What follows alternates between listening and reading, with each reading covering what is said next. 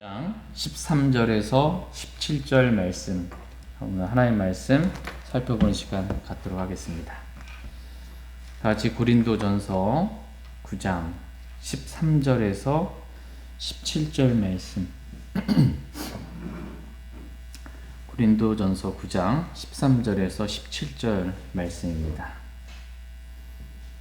13절 말씀 제가 먼저 읽겠습니다. 거룩한 것들에 관하여 섬기는 자들이 성전에 속한 것들로 사는 줄 너희가 알지 못하느냐? 제단에서 섬기는 자들이 제단과 함께 헌물에 참여하는 자들임을 알지 못하느냐? 이와 같이 주께서도 복음을 선포하는 자들이 복음으로 살 것을 정하셨느니라. 그러나 내가 이런 것들을 하나도 사용하지 아니하였고 또 내게 이같이 해달라고 이것들을 쓰지 아니하였나니 내가 죽는 것이 누가 나의 자랑하는 것을 헛되게 만드는 것보다 나으리라. 내가 복음을 선포할지라도 자랑할 것이 없나니 이는 필연적으로 내가 해야 하기 때문이라. 만일 내가 복음을 선포하지 아니하면 참으로 내게 화가 있으리로다. 내가 자원하여 이 일을 하면 보상을 얻으려니와 내 뜻에 반하여 한다 할지라도 복음의 분배 사역을 내가 맡았노라. 잠시 말씀을 제가 기도하겠습니다.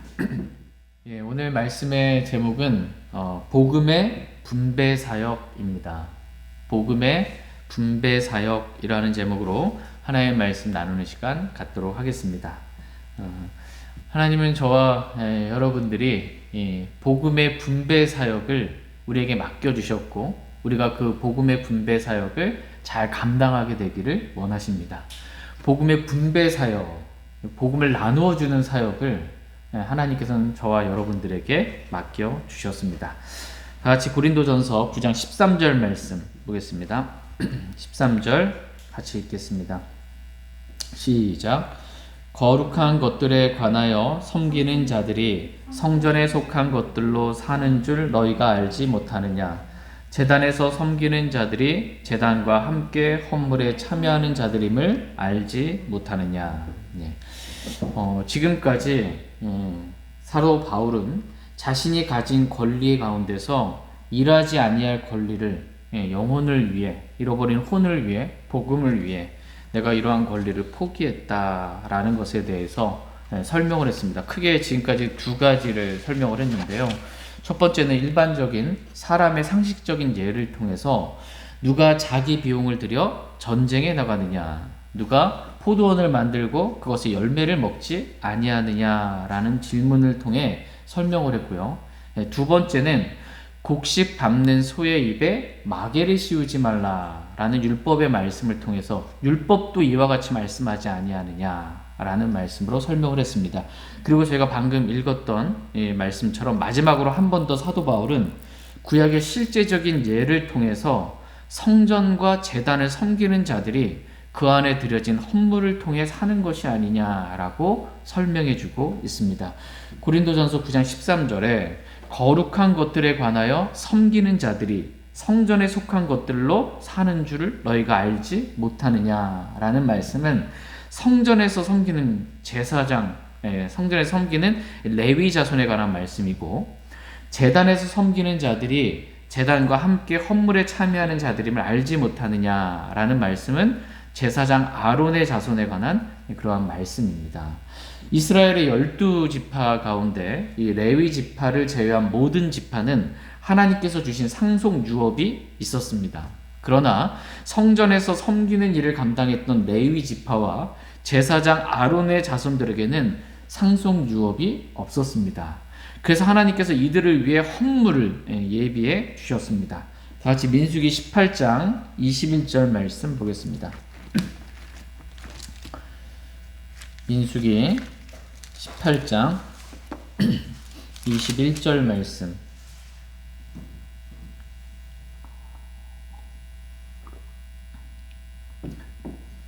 민수기 18장 21절 같이 읽겠습니다. 시작. 보라, 내가 레위 자손이 섬기는 일, 곧 회중의 성막에서 섬기는 일로 인하여 이스라엘 안에서 모든 10분의 1을 그들에게 상속 재산으로 주었느니라.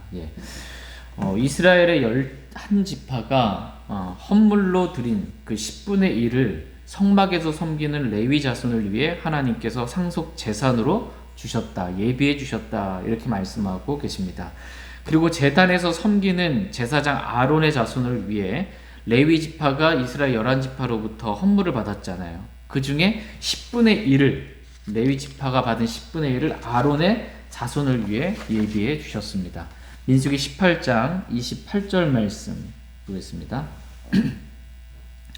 28절 같이 읽겠습니다. 시작. 이와 같이 너희는 또한 이스라엘 자손에게서 너희가 받은 너희의 모든 11조에서 주께 거제 헌물을 드리고 그 중에서 주의 거제 헌물을 제사장 아론에게 주되. 너희는 레위 지파를 의미합니다. 레위 지파가 이스라엘 자손에게서 받은 모든 11조를 주께 거제 헌물로 드리고 그 거제 헌물을 제사장 아론에게 주라라는 것입니다. 그러면 그 헌물이 제단에서 섬기는 제사장 아론의 자손의 것이 된다라는 것입니다. 그래서 성전에서 섬기는 레위 자손이든 제단에서 섬기는 아론의 자손이든 그들의 섬김에 대한 보상을 하나님께서 예비해 두셨다라는 것입니다. 다 같이 민수기 18장 31절 말씀 보겠습니다. 31절 같이 읽겠습니다. 시작. 너희와 너희 집안 사람들이 모든 곳에서 그것을 먹을 수 있나니 그것은 회중의 성막에서 너희가 섬긴 것에 대한 보상이니라. 그것은 너희가 섬긴 것에 대한 보상이니라. 이렇게 말씀하고 계십니다. 이와 같이 하나님은 자신을 섬긴 사람들에 대해서 잊지 아니하시고 보상해 주시는 분이십니다. 그것도 정말 가장 합리적으로 합당한 방법으로 주님은 보상해 주시는 분이십니다. 여기서 중요한 말씀은 하나님께서는 자신을 섬긴 자들에게 보상해 주시는 분이시다라는 것입니다. 주님을 섬기면 뭐가 있어요? 보상이 있다라는 것이 핵심입니다. 근데 이 말씀을 잘못, 구약에 있는 이 말씀을 신약의 교회가 잘못 인용해서 지금 우리는 구약 시대가 아니잖아요. 지금 신약 시대이고 또 교회가 이스라엘을 대체한 것도 아니란 말이에요. 그죠? 새로운 창조물인 거예요. 그리고 목사가 레위 지파도 아니고 제사장 아론도 아님에도 불구하고 이 말씀을 교회에게 적용하고 목사에게 적용을 해서 이스라엘 11지파가 레위 지파에게 11조를 낸 것에 대해서 말씀을 인용하면서 성도들에게 11조를 내는 것에 대해서 강조를 하고 그 11조는 레위 지파를 위해 하나님이 예비해 두셨던 것처럼 마치 교회 목사를 위해 11조가 쓰여야 되는 것처럼 그렇게 말씀을 왜곡해서는 절대 안 되는 것입니다. 하나님께서는 이러한 제사장 계급 자체를 신약시대 교회에는 완전히 없애셨습니다. 예수 그리스도의 피로 모든 죄가 다 용서되었기에 십자가라는 제단에서 하나님의 피가 흘려졌잖아요. 그 피로 우리의 모든 죄가 다 용서됐어요. 그렇기 때문에 더 이상 제사가 필요 없는 거예요. 더 이상 제사가 필요 없으면 뭐예요? 다시 예수님께서 십자가의 제단에 드려지실 때 이 성전의 휘장이 위로부터 아래까지 이렇게 찢어진 것을 보게 됩니다. 그러니까 이제는 주 예수 그리스도를 믿는 성도는 누구나 다 예수 그리스도의 피를 통해 하나님께 직접 나아갈 수 있게 되었다. 제사장을 통하지 않고 직접 나갈 수 있게 되었다라는 것입니다. 말하자면 모든 성도, 구원받은 모든 성도가 다 왕가의 제사장이지 어떤 특정 인물만, 즉 목사만 제사장이다라고 주장하면 결코 안 된다. 그건 완전히 잘못된 교리입니다. 구원받은 모든 성도가 다 제사장이기에 직접 하나님께 나아가 하나님을 섬길 특권과 또한 의무를 가지게 되었다라는 것입니다. 이것이 성경이 말씀하고 계시는 만인 제사장 교리입니다.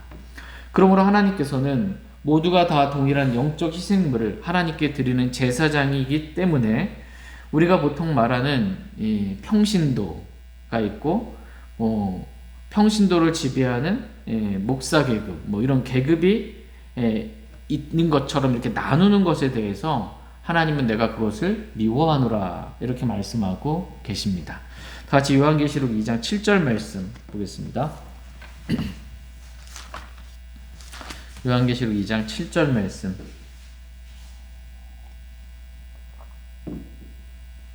같이 요한계시록 2장 6절입니다. 6절 같이 읽겠습니다. 시작. 그러나 내게 이것이 있으니 곧 내가 니골라당의 행위를 미워하는도다. 나도 그것을 미워하노라. 예. 우리 주님께서는 에베소 교회가 니골라당의 행위를 미워하는 것처럼 나도 그것을 미워하노라 이렇게 말씀하고 계십니다. 여기서 니골라당의 행위가 뭐예요?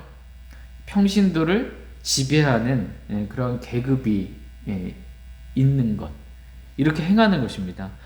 평신도가 있고 목회자 계급이 마치 구약계 제사장처럼 그렇게 성도들을 지배하려고 하는 행위들, 이러한 니골라당의 행위를 초대교회 성도들은 미워했고 우리 주 예수 그리스도께서도 그것을 미워하신다 이렇게 말씀하고 계십니다. 평신도와 성직자 계급을 나누는 것, 이것을 미워하십니다. 요한계시록 2장 15절 말씀 보겠습니다. 15절 같이 읽겠습니다. 시작. 이와 같이 내게도 니골라당의 교리를 붙잡는 자들이 있거니와 내가 그것을 미워하노라. 예. 여기서 보면 니골라당의 교리가 나오게 됩니다. 좀 전에 읽었던 말씀 뭐예요? 니골라당의 행위였죠. 니골라당의 행위가 굳어지니까 이제 아예 그것을 지극히 당연한 것으로 받아들여서 그것을 사람들의 교리로 가르치게 된 것입니다. 이렇게 평신도와 목회자를 나누어 목회자는 뭔가 특별한 사람인 것처럼 마치 구약의 제사장 계급인 것처럼 가르치는 교리에 대해서 주님은 내가 그것을 미워하노라 이렇게 말씀하고 계십니다. 그렇기 때문에 우리는 주 예수 그리스도께서 하나님께서 미워하시는 니골라당의 행위나 니골라당의 교리를 결코 받아들이거나 가르쳐서는 안 되는 것입니다. 너희는 다 형제니라 라고 주님 말씀하고 계세요. 너희는 다 형제니라. 저와 여러분들은 다 구원받은 형제들입니다. 어떤 계급이 없는 거예요. 동일한 형제다라고 성경은 말씀하고 계십니다. 그래서 또 이런 말씀을 또 들으면 어떤 분은 또 한쪽으로 또 치우칩니다. 우린 다 형제니까 교회 안에 목사도 없고 집사도 없다. 또 이렇게까지 갑니다. 교회 안에 목사가 있고 집사가 있는 것은 니골라당의 행위다. 이렇게 잘못 적용하시는 분들이 있습니다. 그러나 그렇게 하는 것은 완전히 그것도 비성경적인 것입니다. 왜냐하면 예수님께서 내가 내 교회를 세우리니 라고 말씀하시고 주님이 신약 교회를 세우셨어요. 주님의 교회를 세우셨는데 주님이 세우신 교회에는 목사, 장로를 주셨습니다. 그리고 집사를 두셨습니다. 그래서 집사의 자격 요건이 이러하다. 장로의, 목사의 자격 요건이 이러하다라고 분명하게 교회 안에, 주님이 세우신 교회 안에 목사와 집사를 두셨습니다. 근데 그것마저 부인해버리는 이 어리석음에 빠지게 되는 것입니다. 다 같이 에베소서 4장 11절 12절 말씀 보겠습니다. 에베소서 4장 에베소서 4장 11절 12절 말씀 11절 말씀 제가 먼저 읽겠습니다. 그분께서 더러는 사도로, 더러는 대언자로, 더러는 복음 전도자로, 더러는 목사 겸 교사로 주셨으니 이것은 성도들을 완전하게 하고 섬기는 일을 하게 하며 그리스도의 몸을 세우게 하려 하십니다. 아멘. 예, 그분께서 목사 겸 교사를 주셨으니 라고 말씀하고 계십니다. 주 예수 그리스도께서, 하나님께서 교회 안에 목사를 주셨습니다. 근데 목사 겸 교사다라고 이렇게 말씀하신 이유는 목사의 주된 일 가운데 하나가 양들을 목양하고 먹이는 걸, 말씀으로 먹이는, 가르치는 그러한 일을 하기 때문에 목사 겸 교사를 그분께서 주셨다 이렇게 말씀하고 계십니다. 그분께서 주셨어요. 하나님 주셨는데 그 안에 목사가 없는 것처럼 형제교회처럼 그냥 형제다 다 이렇게 하면, 물론 다 형제지만 목사가 있으면 비성경적인 것처럼 그렇게 가르쳐서는 안 되는 것입니다. 근데 목사를 두신 이유가 뭐예요? 12절 말씀에 보시면 이것은 성도들을 완전하게 하고 섬기는 일을 하게 하며 그리스도의 몸을 세우게 하려 하십니다 라고 말씀하고 계십니다. 목사가 해야 될 중요한 일 가운데 하나가, 첫 번째 성도들을 완전하게 하고, 두 번째 성도들로 하여금 섬기는 일을 하게 하고, 그래서 세 번째 그리스도의 몸인 교회를 세우게 하려고 주님께서 목사 겸 교사를 주셨다라고 말씀하고 계십니다. 말하자면 목사도 형제들 가운데, 구원받은 형제들 가운데, 한 아내의 남편인 형제 가운데 세워지는 형제이지만, 교회 안에 제사장 계급으로 목사를 주신 것이 아니고 교회를 세우기 위한, 성도들을 섬기기 위한, 말씀을 가르치고 양육하기 위한 섬기는 직분으로 목사를 주셨다라는 것입니다. 목사와 집사는 주님을 섬기는 데 있어서 형제들에게 본이 되어야 될 그런 직분입니다. 본이 되라고 주신 거예요. 아, 저렇게 주님 섬겨야 되는 거구나 라고 본이 되라고 주셨지, 구약의 제사장처럼 군림하라고 주신 것이 아닙니다. 그러므로 구약의 이스라엘이나 레위 자손에게 주신 말씀을, 지금은 구약의 이스라엘이 교회가 됐다, 신약시대 때는 레위 지파가, 레위 자손이 목사가 되었다, 이렇게 적용하면 안 된다는 것입니다. 그러한 구분은 교회 안에 없다라는 것입니다. 내가 내 교회를 세우리니 라고 말씀하신 주님의 교회는 구약시대 때 이스라엘과는 완전히 다른 것이다 라는 것입니다. 하나님께서 주신 직분은 있고 교회 안에 은사와 섬김은 있지만 평신도 위에 군림하는 제사장 계급은 결코 있어서는 안 된다라는 것입니다. 저와 여러분이 다 형제로서 주님을 직접 섬기는 왕가의 제사장인 것입니다.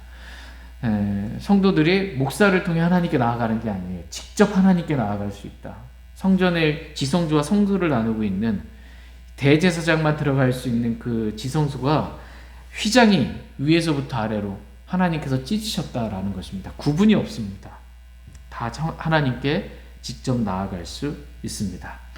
저와 여러분이 다 형제로서 주님을 직접 섬기는 왕가의 제사장이 되었습니다.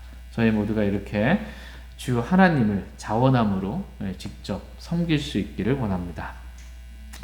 사도 바울이 고린도전서 9장에서 이러한 구약의 예를 든 이유는 제사장 계급이 지금도 존재한다라는 것을 말하기 위함이 아니라, 그들이 하나님을 섬길 때 하나님께서 그들에게 합당한 보상을 주셨던 것처럼 지금도 여전히 주님을 섬기는 사람은 그의 합당한 보상을 받도록 주님께서 정해주셨다라는 말씀을 하기 위한 것입니다.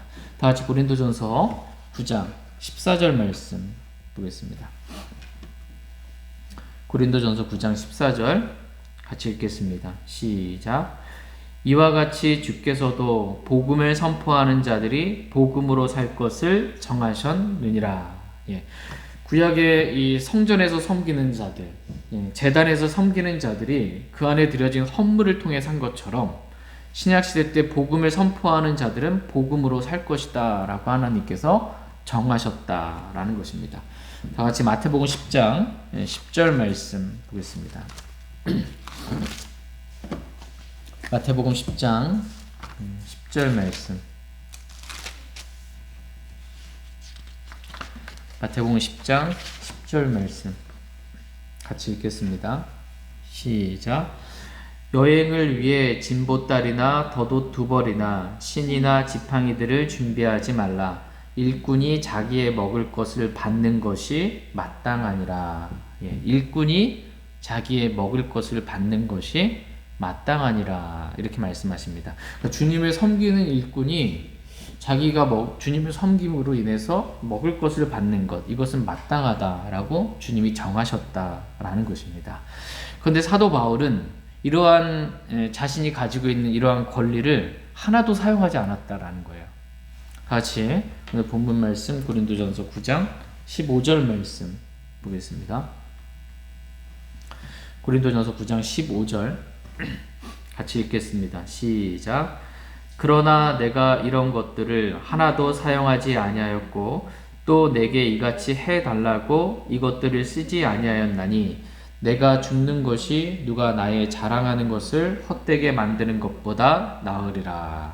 예.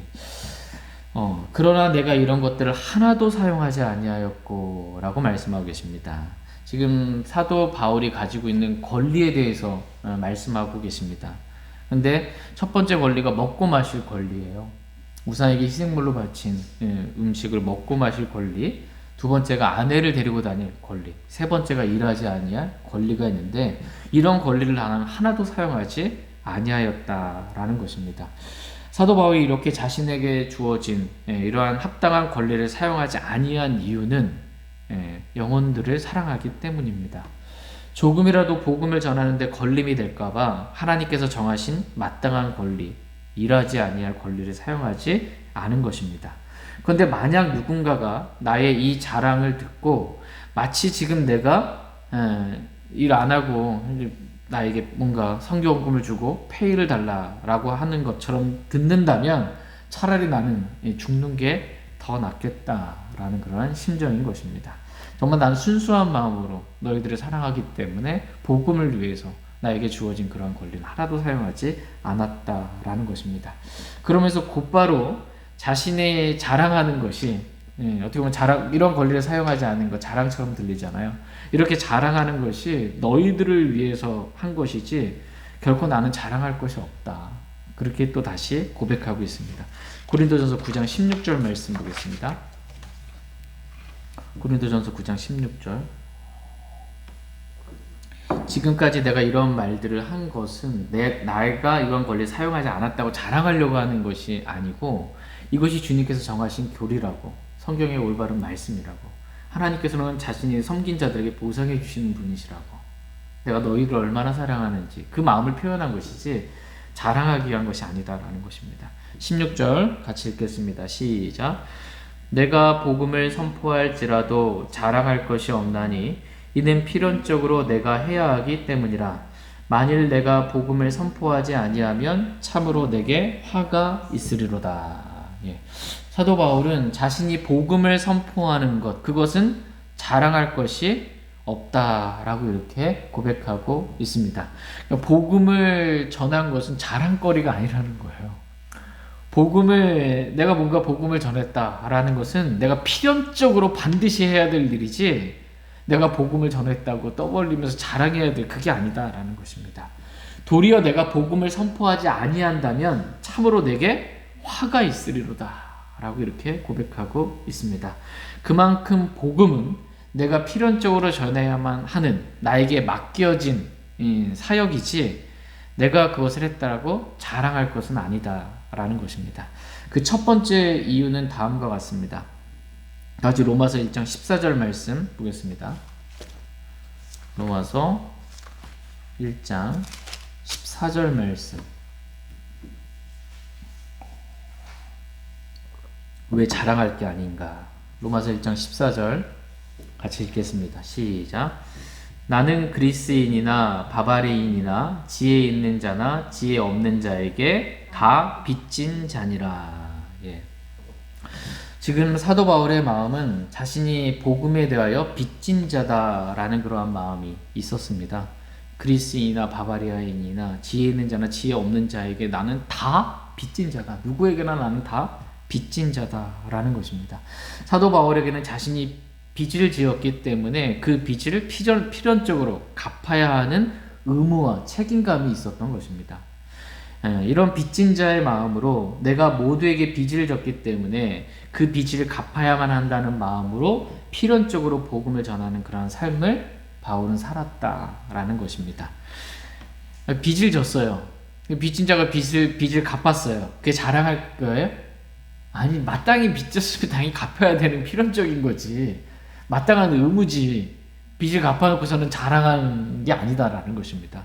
내가 이렇게 복음에 대하여 모든 사람에게 빚진 자가 되었기 때문에 이건 내가 필연적으로 해야 될 의무이지 복음을 전했다고 내가 자랑할 것이 아니다라는 것입니다. 사도 바울이 내가 자랑할 것이 없고 내가 필연적으로 복음을 전해야 하는 그러한 일이다라고 말하는 두 번째 이유는, 첫 번째는 빚진 자의 마음이었고요. 두 번째는 종의 마음이 있었기 때문입니다. 다 같이 누가복음 17장 7절에서 10절 말씀 보겠습니다. 누가복음 17장 7절에서 10절 말씀.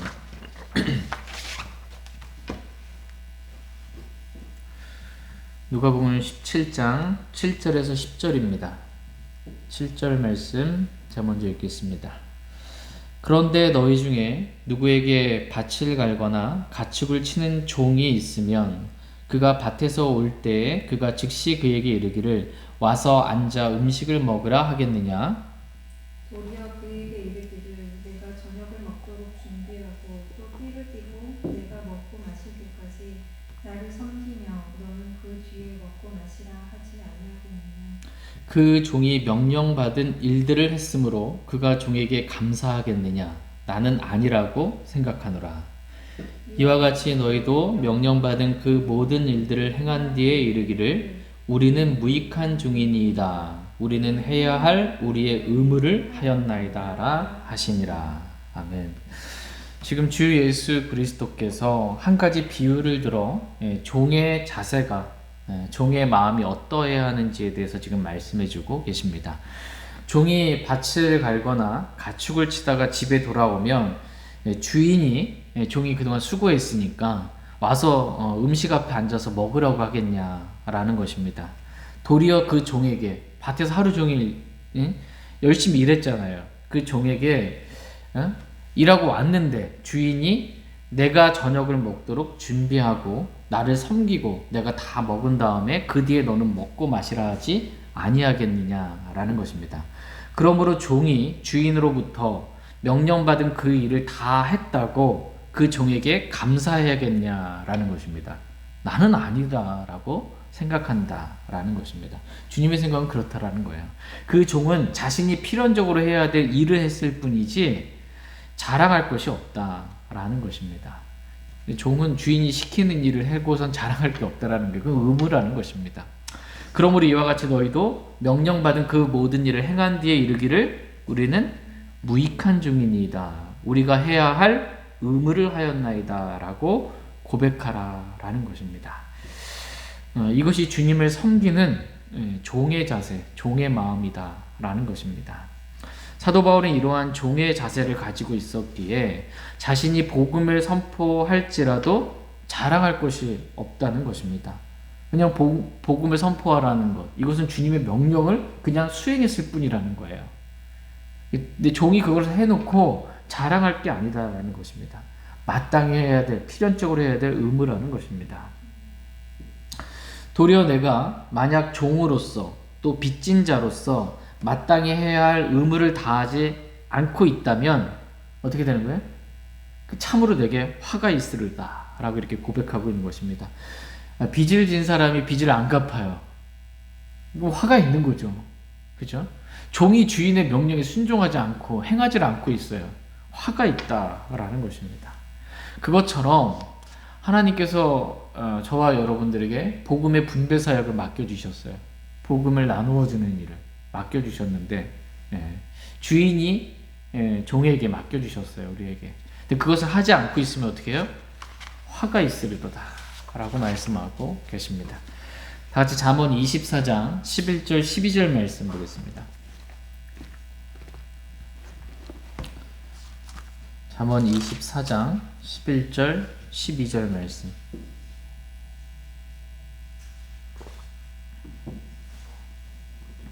잠언 24장 11절 12절 말씀. 11절 말씀 제가 읽겠습니다. 내가 만일 죽음으로 끌려가는 자들과 죽임 당할 자들을 구출하려 하지 아니하고 말하기를 보라 우리는 그것을 알지 못하였노라 할지라도 마음을 살피시는 이가 그것을 깊이 생각하지 아니하시겠느냐.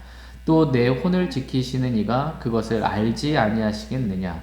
그분께서 각 사람의 행위대로 각 사람에게 보응하지 아니하시겠느냐. 우리는 여기서 하나님의 마음을 보게 됩니다. 하나님이 어떻게 하실지, 하나님의 마음을 보게 됩니다. 하나님은 죽음으로 끌려가는 자들과 이제 조금 있으면 죽기 위해 끌려가는 거예요. 죽임 당할 자들을 구출하기를 원하시는 분이십니다. 하나님은 아무리 사악한 자라 할지라도 죽어 마땅한 죄인이라 할지라도 그가 돌이켜 사는 것을 기뻐하시는 분이십니다. 그래서 하나님께서는 죽음으로 끌려가는 자들에게 지옥으로 던져지는 그러한 자들에게 복음을 전하라고 저와 여러분들에게 복음의 분배 사역을 맡겨주셨다라는 것입니다.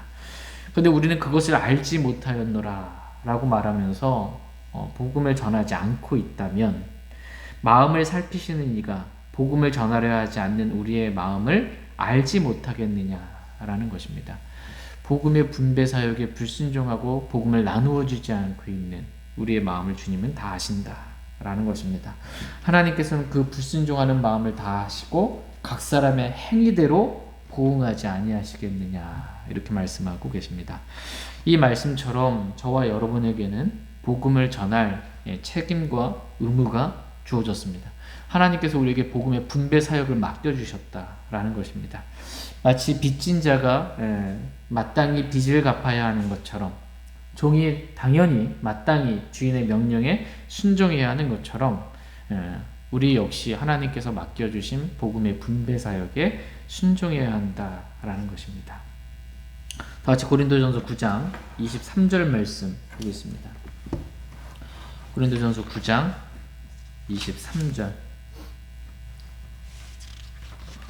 23절 말씀 같이 읽겠습니다. 시작. 내가 복음을 위하여 이것을 행함은 너희와 함께 복음에 참여하는 자가 되고자 함이라. 너희와 함께 복음에 참여하는 자가 되고자 함이다 라고 말씀하고 있습니다. 사도 바울이 자신의 권리를 포기한 이유가 다 복음을 위한 것이었습니다. 그런데 이 복음은 나에게만, 바울에게만 주어진 필연적인 어떠한 일이 아니고 너희에게도 주어진, 즉 저와 여러분들에게도 주어진 필연적인, 마땅히 우리가 행해야 될 의무다라는 것입니다. 그래서 사도 바울은 내가 복음을 위하여 이것을 행한 것 같이, 사도 바울이 이렇게 복음을 위하여 이렇게 자신이 누릴 수 있는 그런 모든 권리를 버린 것 같이 너희도 나와 함께 복음에 참여하는 자로서 이렇게 복음을 위하여 함께 복음의 고난에 동참하자라고 이렇게 말씀하고 계십니다. 이렇게 복음을 위하여 한 사람이라도 더 구원받게 하기 위하여 복음에 합당한 삶을 자원함으로 사는 사람들에게는 하나님께서 주시는 보상이 있다라는 것입니다. 다 같이 고린도전서 9장 17절 말씀 보겠습니다. 고린도전서 9장 17절 같이 읽겠습니다. 시작. 내가 자원하여 이 일을 하면 보상을 받으려니와 내 뜻에 반하여 한다 할지라도 복음의 분배 사역을 내가 맡았노라. 내가 자원하여 이 일을 하면 복음의 분배 사역을 맡은, 복음을 전하는 일을 하면 뭘 받아요? 보상을 받으려니와 내 뜻에 반하여 한다 할지라도 복음의 분배 사역을 내가 맡았노라 이렇게 말씀하고 계십니다. 복음을 선포하는 일을 하나님은 저와 여러분이 자원함으로 그렇게 하게 되기를 원하십니다. 이렇게 복음을 전하는 자들에게 주님이 보상해 주시겠다라고 약속해 주셨습니다. 그래서 그리스도의 심판석에서 우리가 행한 대로 보상을 받을 터인데 그때 5가지 면류관 가운데 복음을 전하는 자들에게 주시는 면류관, 기쁨의 면류관, 환희의 관을 주님께서 주시겠다라고 약속하고 계십니다. 그러므로 저와 여러분이 정말 복음을 전하는 데 있어서 부끄러워하거나 뒤로 물러서지 아니하고 정말 자원함으로 감사하는 마음으로 담대하게 잃어버린 혼을 사랑하는 마음으로 그렇게 복음을 전할 수 있기를 원합니다. 여기서 보면 내 뜻에 반하여 한다 할지라도 내 뜻에 반하여 한다 할지라도 복음의 분배 사역을 내가 맡았노라 이렇게 말씀하고 계십니다. 어떤 분들은 마음이 내키지 않으면 안 해도 된다 이렇게 말하는 분들이 많이 있습니다. 교회 다니시는 분들 중에 마음에 자원함이 있어서 주님 섬겨야지 그게 억지로 하면 되겠냐 라고 하는데 성경은 뭐라고 말씀하고 계세요?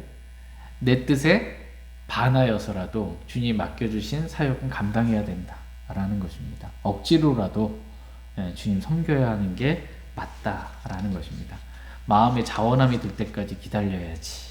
그리고 그때까지는 주님이 주신 사역에 대해, 주님이 주신 일에 대해서 불순종하고 버티면 안 된다라는 것입니다. 마음을 빨리 돌이켜서 자원함으로 주님을 섬기는 것이 마땅하다라는 것입니다. 하나님은 저와 여러분들에게 복음의 분배 사역을 맡기셨습니다. 우리는 복음을 나누어 주는 이 분배 사역을 주님이 맡겨주신 대로 신실하게 잘 감당할 수 있기를 원합니다. 그것도 자원함으로 그렇게 감당하면 주님이 보상해 주십니다. 같이 로마서 1장 16절 말씀 읽고 오늘 말씀 마치겠습니다.